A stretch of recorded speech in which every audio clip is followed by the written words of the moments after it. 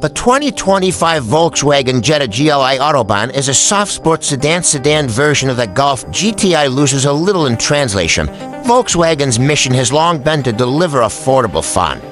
This playful ethos is evident throughout the lineup, from the vast number of Golf GTI models to the wacky retro EV minivan that is the idea buzz.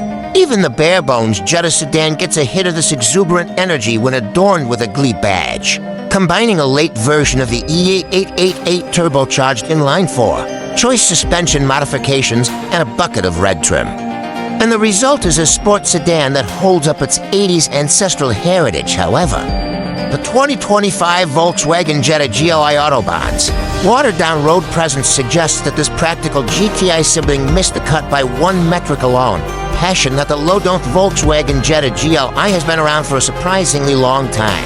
First introduced to the U.S. in 1984, its moniker stands for Grand Luxury Injection, which first noted the introduction of fuel injection, but now serves primarily to distinguish it from the much more popular GTI hatchback sibling. The GLI has long been thought of as a replica of the GTI in sedan form, and this was indeed correct for many years. But as the Golf entered its 8th generation, the Jetta GLI diverged from the equivalent GTI. The GLI is the only Jetta model to dodge the use of a basic torsion beam rear suspension, using a more complex multi-link setup in addition to McPherson struts at the front. Power figures for the GLI are down slightly on those of the GTI, with a peak of 228 horsepower representing a loss of 13 horses, and the maximum 258 pounds FT of torque being 15 pounds FT less.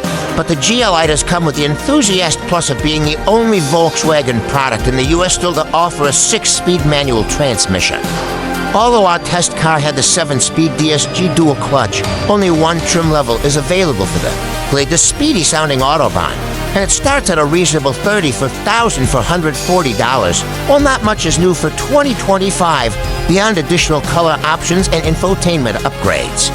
The continued existence of accessible performance cars like this is something to celebrate. How does it drive? The core of Volkswagen's performance products is the latest evolution of its long-lived E8888 turbocharged 0.0-liter inline-4 and engine with strong rational appeal. Day-to-day use is characterized by competence rather than extravagant emotion.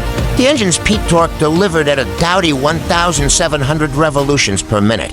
But pushing the throttle to its stop unlocks a new personality. It feels more enthusiastic than the previous versions of the Turbo 4. The smooth low-rev personality transformed with a hit of power at the upper reaches of the range. The snappiness of the top-end response encouraged me to stay hard on the gas, with the swiftness of the 7-speed dual-clutch transmission delivering a briskness that felt impressive for the segment. As the owner of a MK6 Jetta GLI, I'm familiar with low-rev muscle tapering to an anemic top end, but Volkswagen has managed to fix that. When it comes to dynamics, the 2025 GLI still shows a fundamental softness. Addressing the positive first, the Jetta's brake hardware and tuning is praiseworthy. Pedal travel is limited, with strong retardation available right at the top of the travel. Yet Volkswagen has still managed to make it easy to modulate between hard braking and a gentle stop, but the chassis lacked the focus enthusiasts expect in performance Volkswagens. The DCC adaptive dampers should make the GLI as much fun to throw into corners as its hatchback sibling, but something is definitely missing in terms of high-load enthusiasm. I found the GLI felt happier when switched back to its comfort mode, the instrument dials shifting from aggressive red to soothing blue. Choosing the sport mode added too much weight to the steering, put the throttle engagement on a hair trigger, and hardened the ride, but it felt like an act rather than the car's true personality. I spent a day in New York's Dutchess County, counting farm stands as I wound around wooded back roads. The GLI got cozy with every apex I pointed it at, but came back into its own when it returned to the gentler demands of urban sprawl. What's it like to live with? Volkswagen has gone through a roller coaster of interior design over the past 5. Here's one that has lost many of the friends it previously earned. The 8th generation Golf and GTI switched to awkward haptic buttons and a clunky touchscreen interface for nearly all infotainment. ND climate functions. Newer models such as this year's GTI and the ID Buzz are now on a correction course, but the Jetta GLI is sticking with shiny black plastics and compromised usability.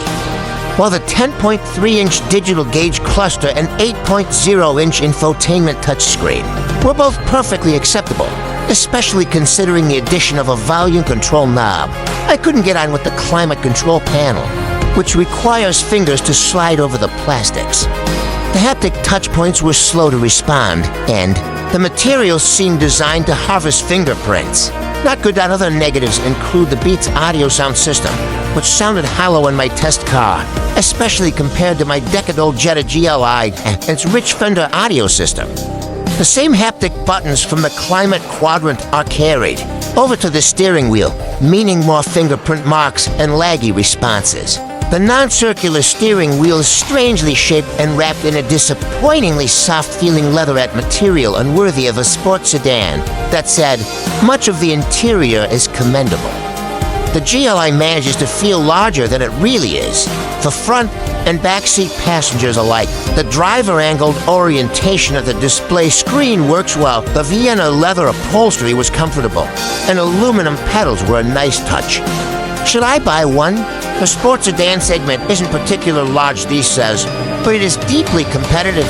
The Honda Civic Si $31,000 for $100, the Acura Integra $30,000 for $1,195, and the Hyundai Elantra N $35. $595, all priced within spitting distance of the Jetta GLI, all three of them also outplay the Volkswagen in different ways.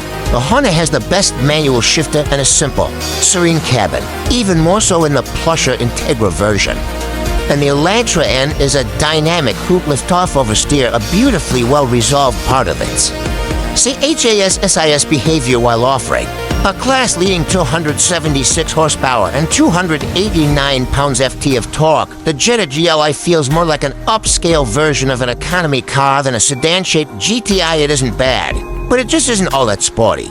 Like a candidate who shows up for a job interview knowing they're not qualified for the position, highlights and lowlights will love punchy powertrain and manual transmission option. Strong braking hardware, good cabin space for driver and passengers. Lack of dynamic focus when pushing hard. That piano key plastic everywhere and control ergonomics feels like the runner-up in a competitive segment favorite detail.